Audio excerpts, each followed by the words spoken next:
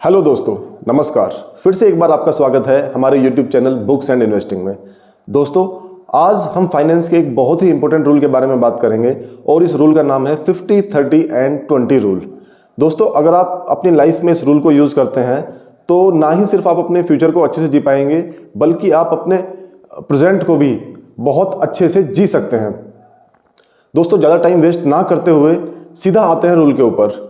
तो इस रूल में 50 क्या है? 50 है बेसिकली ये वो परसेंटेज ऑफ अमाउंट है आपकी सैलरी का जो आपको खर्च करना चाहिए आपकी नीड्स के ऊपर।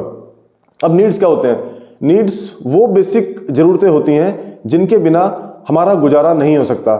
जैसे कि रहने के लिए घर चाहिए, खाने के लिए खाना चाहिए, पहनने के लिए कपड़े चाहिए, इस तरह की चीज़ें जिनके बिना आप नहीं रह सकते, ये चीज़ें आपके नीड्स में आती हैं। तो इस रूल के हिसाब से इन सब चीज़ों के लिए आपको आपकी सैलरी का 50% से ज़्यादा अमाउंट नहीं यूज़ करना चाहिए। बात करते हैं 30। दोस्तों, 30 जो परसेंटेज है वो है आपकी सैलरी का आपकी वांट्स के लिए, यानी जो भी आपकी सैलरी आती है आपको उसका 30% यूज़ करना है उन चीज़ों के लिए जो वैसे तो आपके एग्जिस्टेंस के लिए, आपके जीने के लिए, नॉर्मल लाइफ जीने के लिए इतनी ज़रूरी नहीं है, लेकिन फिर भी वो चीज़ें हमें चाहिए होती हैं। इन चीज़ों को हम जैसे लग्जरी बोल सकते हैं। जैसे कि मान लीजिए आप एक महंगी कार खरीदना चाहते हैं, आप एक महंगा फ़ोन खरीदना चाहते हैं, आप एक वॉच खरीदना चाहते हैं, तो ये चीज़ें आती हैं आपकी वांट्स में। जैसे ही अगर आप वैकेशंस पे जाना चाहते हैं, ये आपकी वांट्स हैं। देखिए, अगर आप महंगा फ़ोन ना खरीदें तो भी आपकी लाइफ नॉर्मल चल सकती है, लेकिन अगर आप महंगा फ़ोन खरीद रहे हैं तो इससे आपकी लाइफ में थोड़ा सा आपकी क्वालिटी ऑफ लाइफ अच्छी हो सकती है, या आपको वो फ़ोन खरीदकर अच्छा लग सकता है, या आपका कोई और पर्पज़ हो सकता है।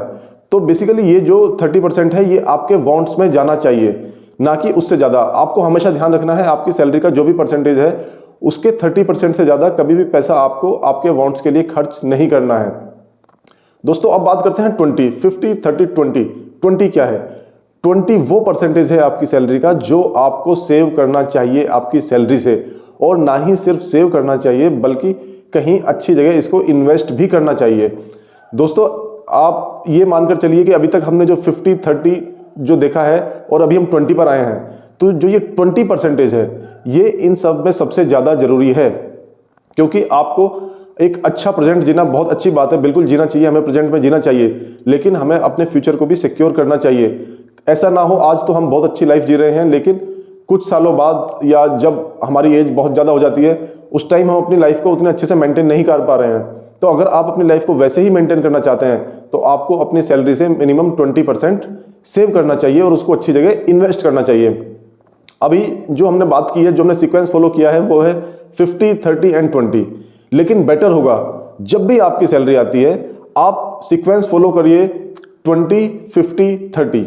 यानी जो भी आपकी सैलरी आई सबसे पहले आपका वो अमाउंट जो आप सेव करना चाहते हैं, जो 20% है, वो आप एक साइड कर दीजिए।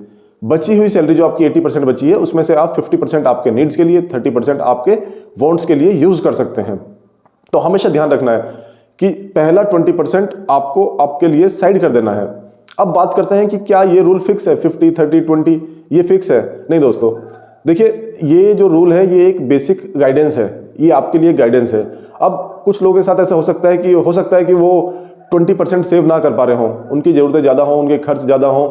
तो ऐसा नहीं है कि अगर आप 20% सेव नहीं कर पा रहे तो आप सेव बिल्कुल ही नहीं करेंगे, या आप ये बोलेंगे कि रूल के हिसाब से 20 है, मैं तो सिर्फ 15% या 10% सेव कर पाता हूँ तो अब मैं कुछ भी नहीं करूँगा। ऐसा नहीं है दोस्तों। अगर आप 10% सेव कर पा रहे हैं तो आप 10% सेव करिए।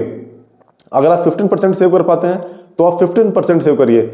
और अगर ऐसा भी है कि आपको ऐसा लगता है कि आपके खर्चे कम है और आपके पास अमाउंट ज़्यादा बच रहा है और आप 20 की जगह 30% सेव कर पा रहे हैं तो बहुत अच्छी बात है, आप ऐसा भी कर सकते हैं।